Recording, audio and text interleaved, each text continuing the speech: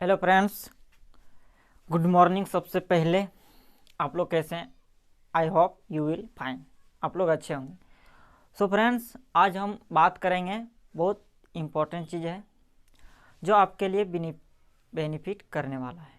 और बेनिफिट करने वाला वैसे स्टूडेंट को जो अभी तक अच्छे से पढ़ाई नहीं की है और जो पढ़ाई करके रखे हैं, सिर्फ सिलेबस कंप्लीट करके छोड़ दिए कि हमारा सिलेबस कंप्लीट हो गया है। तो देखिए, सिलेबस कंप्लीट होने से नहीं होता है, उसको रिवाइज करने से कितना आप बना पाते हैं, मेन बात ये देखा जाता है।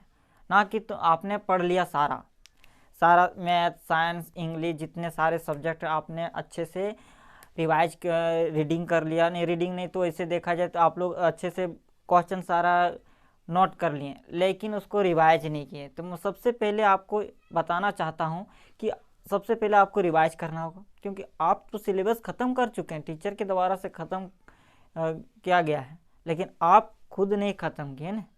तो आप क्या करेंगे, उसको रिवाइज करेंगे। तो इसी के बारे में आज टॉपिक लेके आया और बहुत मज़ेदार टॉपिक है, इसलिए। और सबसे पहले मैं आई वुड लाइक टू से मैं कहना चाहूँगा कि हमारा दो यूट्यूब चैनल है। एक है शर्मा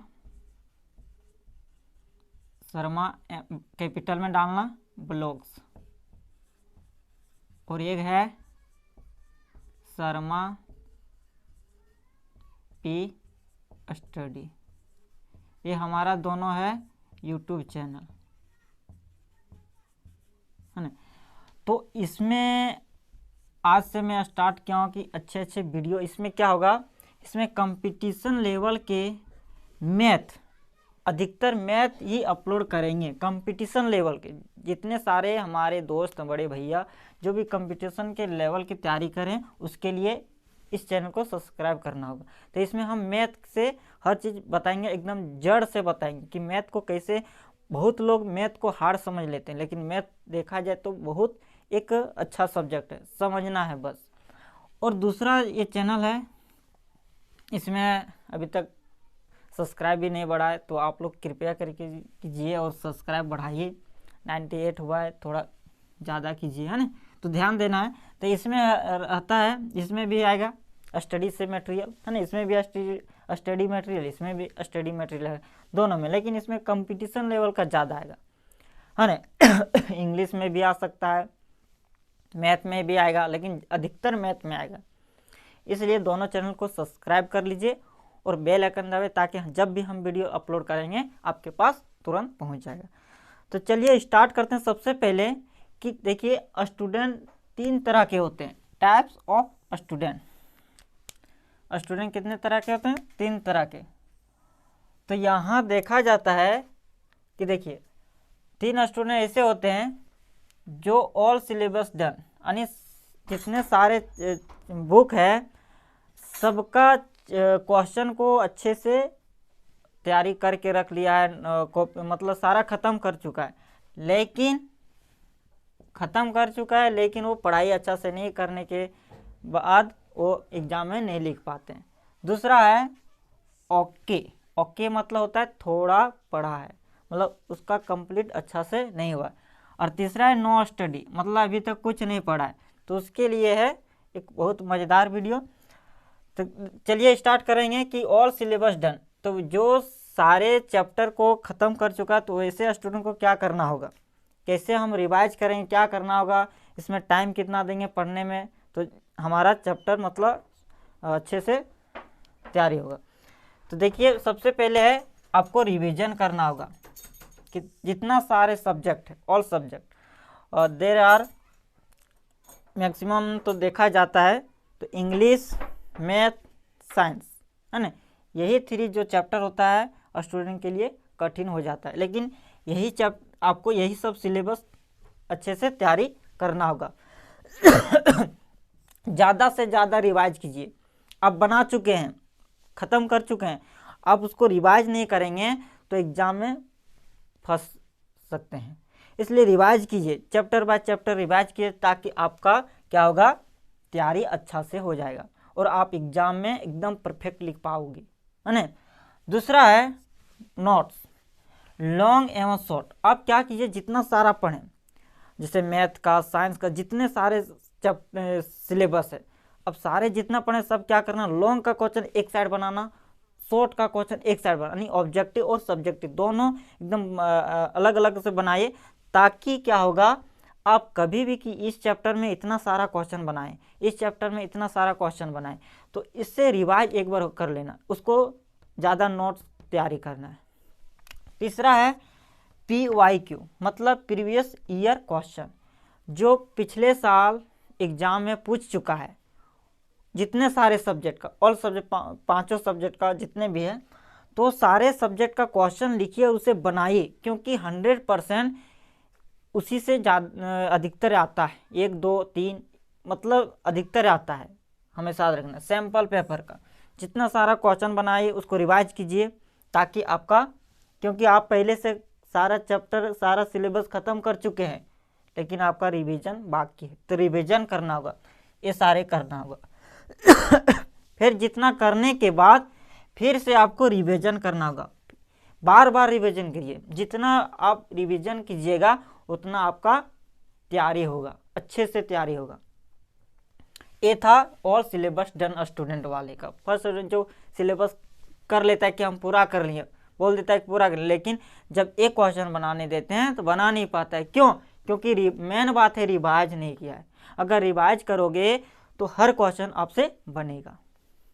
दूसरा है ओके, वही बोलें कि जो थोड़ा थोड़ा पढ़ा है, बोलेंगे जैसे होता है ना, कहीं भी एग्ज़ाम जैसे स्टूडेंट जाता है देने के लिए, तो बोलता है कि कैसा गया एग्ज़ाम, तो बोलते ओके सब गया। ओके मतलब वही थोड़ा थोड़ा, अच्छा भी नहीं गया खराब भी गया, दोनों गया। तो ऐसे स्टूडेंट के लिए जो थोड़ा थोड़ा पढ़ा है, अच्छे से प्रैक्टिस नहीं कर पा रहा है, उसके लिए क्या करना है, first complete syllabus chapter wise. अब क्या करना, चैप्टर वाइज अब सिलेबस को कंप्लीट कीजिए, है ना। जितने सारे क्वेश्चन आप पढ़ पाते हैं, जितने सारे क्वेश्चन लिख पाते हैं, सब एक कॉपी में नोट करते जाइए। जितना सारा नोट कीजिएगा आपका धीरे धीरे कंप्लीट हो जाएगा। दूसरा है टेक हेल्प्स। अब आपको हेल्प लेना है। अब किससे हेल्प लेना? चांस टीचर आप पढ़ते हैं। अब देखिए अभी ज़माना है यूट्यूब का, यूट्यूब में सारे स्टूडेंट कितना तैयारी कर रहे हैं अपना, है ना, बहुत बड़े बड़े एग्जाम का। तो आप भी यूट्यूब के माध्यम से क्या करना, शॉर्ट वीडियो देख सकते हैं, और शॉर्ट क्वेश्चन जितने सारे हैं और जितने सारे अपलोड किया जा रहा है, बहुत सारे टीचर अपलोड करते हैं, उसका वीडियो देखिए, और ख़ास करके इस वीडियो को भी देखिएगा, ताकि आपको बहुत सारे नॉलेज मिलेगा। और बहुत सारे क्वेश्चन भी अपलोड हम कर रहे हैं।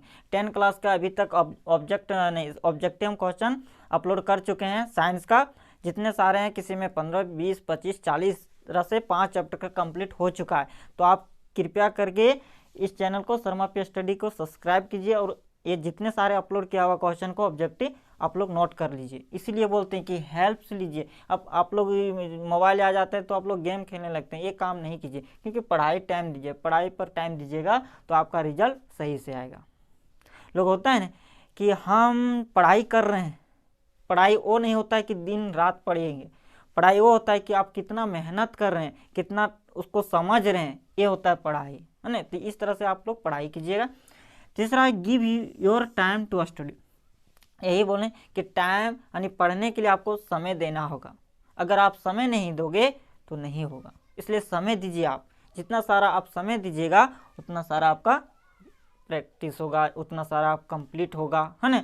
तो समय दीजिए, पढ़ाई पर समय देते हैं तो ऐसा समय दीजिए ताकि हम रखिए टाइम रूटीन। अभी टाइम रूटीन के बारे में बताएंगे कैसे रखना है। ये था ओके, थोड़ा थोड़ा जो स्टूडेंट जो पढ़ा है, आधा नहीं पढ़ा है, उसके लिए ये था।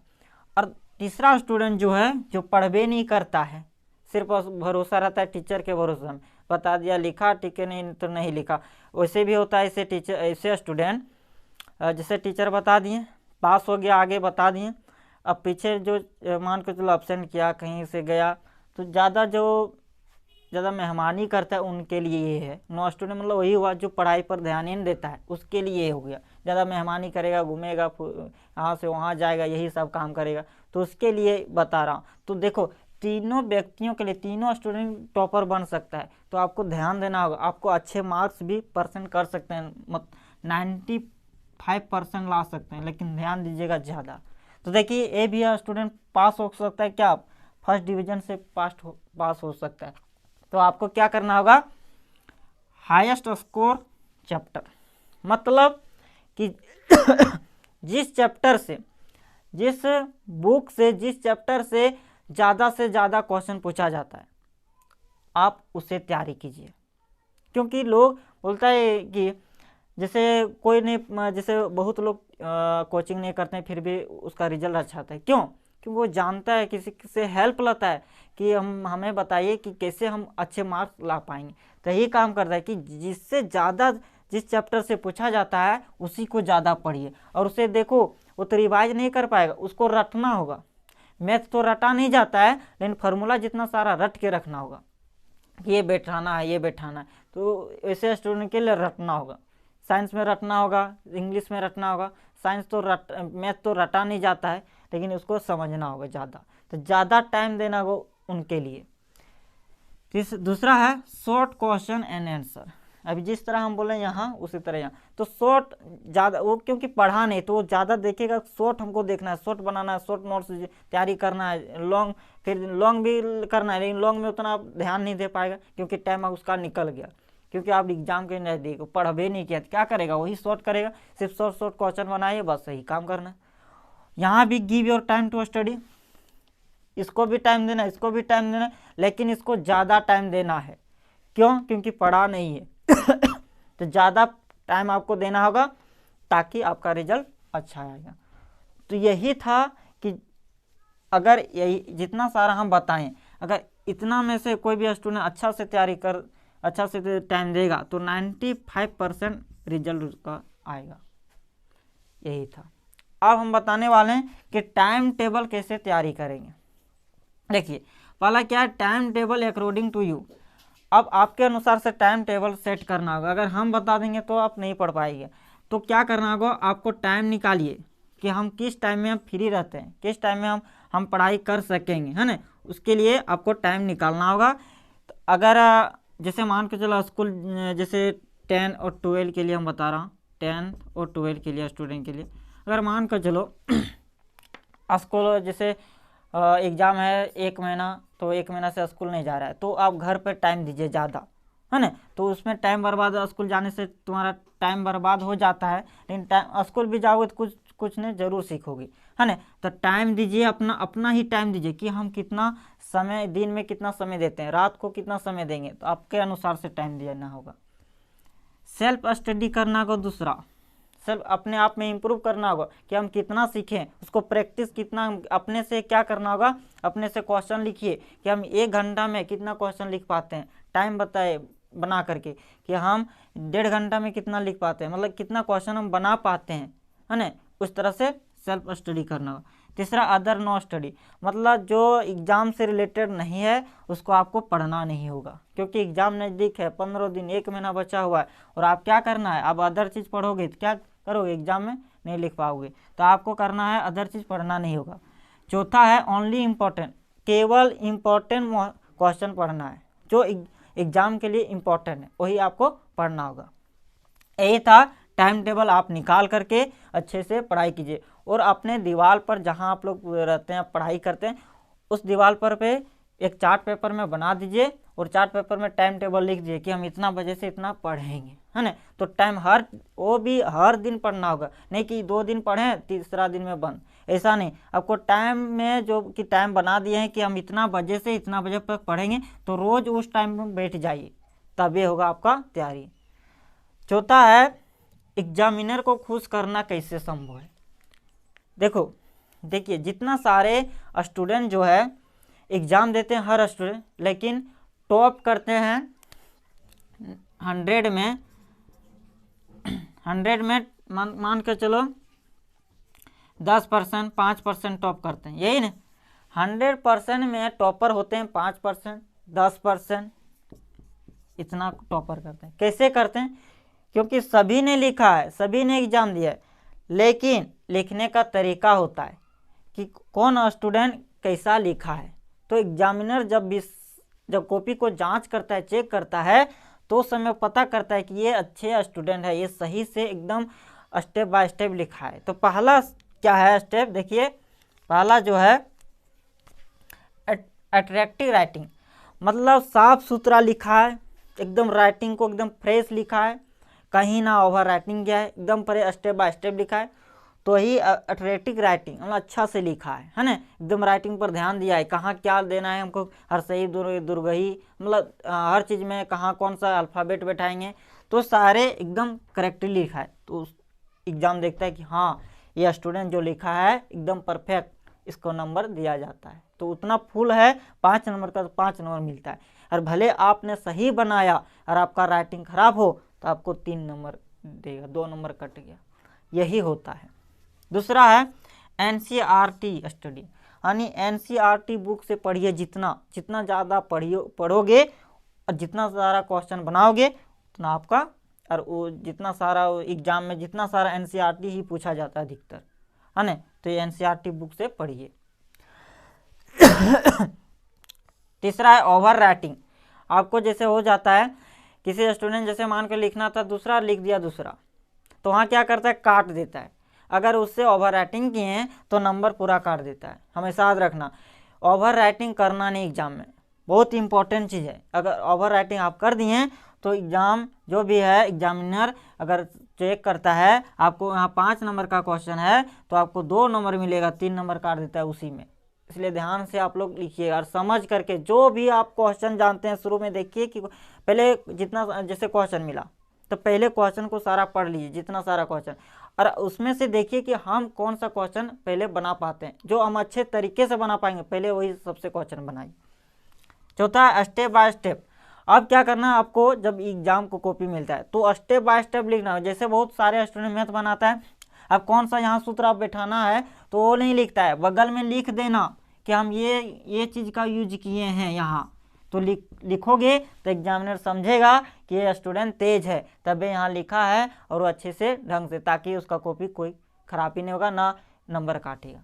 तो आप भी ऐसा ही कीजिएगा, नहीं कि बना दिया, सही बनाया ठीक है, लेकिन कहाँ से क्या बैठा दिया समझ में नहीं है, आपको भी नहीं आया ना, उसको खाली बैठा दिया कि ये बैठेगा, लेकिन आप वहाँ कौन सा यूज किए उसको भी बैठाना होगा, तब आपका नंबर देखना 100% 95% आएगा। तो यही था आपका पढ़ने का 3 स्टूडेंट, मतलब 3 होता है, 3 स्टूडेंट, एक फर्स्ट सेकंड थर्ड। तो फर्स्ट स्टूडेंट का देखना, जो सेकंड थर्ड तो फेले होता है, समझ लो। इसलिए आप लोग को मेहनत करना होगा, टॉपर बनो, टॉपर बनिए, ताकि आपका रिजल्ट अच्छा, आपका नाम भी रहेगा, आपका जो भी टीचर पढ़ाते हैं उसका भी नाम होगा कि कहाँ पढ़े, तो सारे एक घर में अपने आप में इम्प्रूव होगा, अपने आप में ग्रोथ होता है पैदा। तो यही था दोस्तों, तो आई होप आपको समझ में आ गया होगा। तो हमारा 2 चैनल है, तो सब्सक्राइब कर लीजिए, शर्मा पी स्टडी और शर्मा एम ब्लॉग्स में। तो इसमें Sharma M blogs competition level का मैथ सारे क्वेश्चन, हर तरह से क्वेश्चन और रीजनिंग भी आएगा। तो तब तक के लिए जय हिंद, वंदे मातरम।